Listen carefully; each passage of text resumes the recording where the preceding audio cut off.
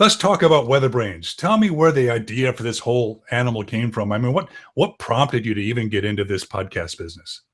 I'm kind of an early adopter. I got my ham license when I was 14, and I just get into things early. And I saw some people doing these shows on the internet, audio shows, and I thought it was fascinating. And thought, goodness, we ought to try this. And at the time, I really needed a creative outlet. Television weather is harsh. You know this. You're on TV for 2 minutes, 3 minutes. You're in, you're out. It's very structured. And I think everybody, I don't care what you do for a living, you need some type of creative outlet. So we gathered together some weather service people and broadcasters that do weather, very structured weather, and just started a 30-minute audio show just to have a little fun. We never expected anybody to listen because at the time, I mean, nobody knew what it was back then. But sure. We've enjoyed it so much. We've met so many people, and we've developed this family over the years that it's a joy. I look forward to it every week, even though it's been on the air for 11 years. So how did you pick the first panel, and how did you convince them to get involved in this thing? Well, the first thing I wanted to do, I didn't want to be the host. I did not want to be the main guy because my background is engineering and meteorology. My first major in college was electrical engineering, and I finished in meteorology. I've never taken a class on how to be some host of a media show. So we brought in a guy named David Black. David actually did weekends with me years ago, Weekend Weather. And David had a good background in broadcasting. So he was the first host of the show, and I was just a panelist. But we brought in my mentor who worked for the Weather Service here for a long time, who was retired at the time, and a couple of other local guys. And then we just decided to expand it as we heard more people listening away from this market. We thought, why limit ourselves? So it's more from this little local show to now where our people are in Oklahoma, in Texas, and Virginia, North Carolina, and it gives it kind of a national flavor. So how is the show different then than it is now? Originally, it was a 30-minute audio show. That's it. 30 minutes audio. I mean, David wrapped that sucker up. He's like you. He wrapped that thing up 30 minutes after we started. And now it's a 2-hour video and audio show. That's the biggest difference. We kept pushing the time back because some of this stuff we need to talk about. Sometimes in the weather enterprise, we need to talk. There are some big issues we're facing right now. I mean, big. And it's very frustrating for me because my limiting factor is television. I have to go do the late news. And most nights on our show, I'll leave the post here and just let the other guys finish it out. So we've morphed into a 2-hour show that is audio. And most people still listen. I'd say about 75% listen, about 25% watch.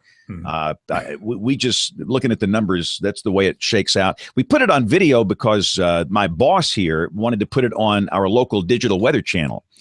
He thought it'd be a good supplement to that channel. So we're on the local television and cable systems with the show. So it's kind of a local TV show now, a YouTube show, but mostly still an audio podcast. Why has it lasted so long? What have you guys been doing right? I think, number one, we just enjoy doing it. And of course, now with social media, you can have creative outlets in different ways, but still, we love getting together. And the people that have come on the show over the years, we've met the most remarkable people in the weather enterprise that I didn't know. And I'm old as dirt. I know most everybody, but a lot of these people I met along the way on the show, and they're marvelous people. And we've had very emotional shows. We had a show here after a horrible tornado outbreak 6 years ago. We had 252 people that died in one day here. Yeah. And that show was hard, but it was healing for me and for the others on the show because we were still in like this state of shock. We've had shows that have been kind of bizarre where the guest, where there's a little conflict. And, sometimes conflict makes for good radio, television, podcasts where we don't necessarily agree. But we try and be straight shooters and give people a fair chance. The Mike Morgan episode, Mike is an Oklahoma City meteorologist where we gave him the chance to come on and share after he took some criticism after the El Reno tornado out there. And he came on, and that was an interesting show. But they're all interesting. They're all good. And I look forward to it every week. I can't wait for Monday night, mainly not for my participation, but just to listen to the guests we have on. Well, that kind of answers my next question. Have you ever felt like stopping? Has there ever been a week when you just didn't feel like doing the show? No. And again, my job has changed. Television weather, we used to worry about being on television at night. Now with social media, digital platforms, it doesn't stop. I don't sleep. I haven't slept really since 1973. And Um, it's just, I need that. I need to come in here for 90 minutes and have some fun and laugh and cut up a little bit and just be yourself. I've never thought about stopping it. And I figure as long as I'm on television, I'll keep doing this. And I want to work about 8 more years. I'm 60. So I figure I'll work maybe till I'm 68, maybe a little longer. But I'd like to hand it off to one of the other guys. We got some younger guys on the show that would just be great, I think, to take it and keep running. And again, my part is small. The only reason I'm considered the host is because I'm the guy with the football here.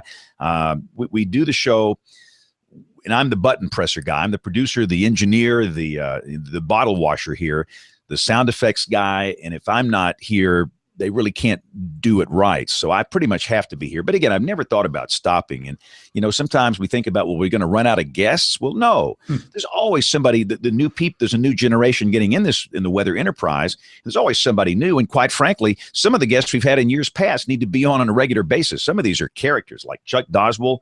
Goodness, I'd love to have him on every month just to hear Dr. Doswell and, some of the others in the weather enterprise. So no, we're not stopping. We're just getting started. So you're just having a blast. No, I am. And I think you have to have fun to do this. And the other thing, too, we try and make it not only fun and decent guests and good content, but we try and make it technically clean. I think the big problem with podcast, it's bad technology where people maybe have bad audio or, it's not clean. There's a lot of breakup. And look, we've had our problems with our guests. That's the main problem because, they're having to come on a show and they might not have one of these fancy microphones like this and all this equipment, but we try and make the show clean technically. And I think that's helped too. It's people expect that, that they're used to seeing broadcast quality content. We think the content we produce here should be the same. Is there anything that the WeatherBrains podcast hasn't achieved that you'd still like to see it do? I think the one thing we need to learn is the remote stuff to do that a little better. We have taken the show, to annual meetings, the National Weather Service annual meeting. We did the whole show in Norman, Oklahoma, a couple of years ago. And we do, at almost every major weather convention, we are live somehow. Typically, it might be 1 or 2 of our folks, but some years it's everybody. And I think what we probably need to do is invest in a strategy to do that where it's clean. I love a clean show, and it's very hard to do that on location, especially when people are watching. At the NWA, we had like this auditorium full of people, and we were on these big screens. And so that's the one thing I'd like to be able to do is to take the show on the road and do it in a more professional manner. And again, it was okay. I mean, you go back and listen to those shows, it was okay, but I don't think it was quality the way I'd like it. And I'd like to do more of that. I'll be speaking in Chicago a couple of weeks. I'll be at Valparaiso in about a month. We're empty nesters now. Our kids are grown. And for years and years, I was at the ballpark in the spring, and I couldn't get out. I have to be there for your kids. And now I'm free to do that. So I would like to do the show on remote a little more. And again, I'd like to use it as a platform to maybe, push some topics that maybe we haven't pushed. Sometimes, and people accuse me sometimes of being too hard on the guest, and sometimes I'm too easy on the guest. I don't know what the right answer is, but we're going to have a show coming up soon where these guys that are claimed they're going to start doing their own warnings, and they're claiming they can do polygons down to 1 or 2 houses. We can't do that. I'll probably, and it's not ethical to do that. And I'm telling you, we are on the verge of a collapse of the watch warning system in this country. It's scary.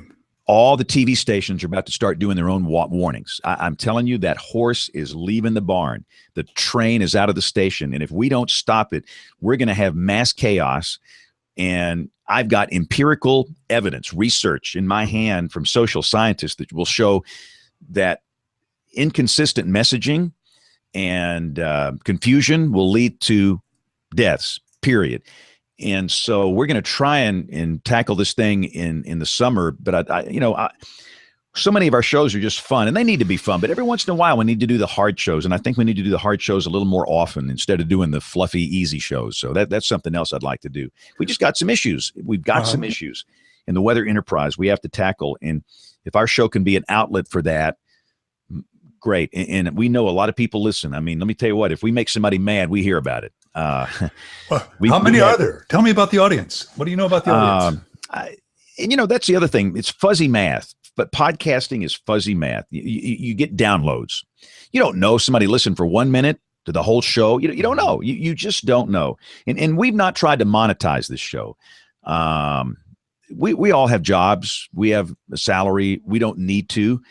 There's some expenses involved with it. But whenever we do a fundraiser, and like we sold T-shirts and hoodies, that money goes to a scholarship fund to honor one of our panelists that passed away, J.B. Elliott. He's my mentor. So we've done things like that. But we really don't care if one person watches, or 10,000 or 50,000 or 100,000. The latest numbers that I've seen, the people that watch on YouTube, that's probably in the 5,000 range every week after a month, after 1 month. A lot of people watch later. One thing we've learned, they will watch and listen weeks after you do the show. So you have to remember that people don't always listen the next day. It might be the next month or even the next year. But about 5,000 on YouTube, and the audio downloads is running about 30 to 40,000 every week. Wow. And it's creepy. I mean, it's like, we started this thing to expect anybody to listen.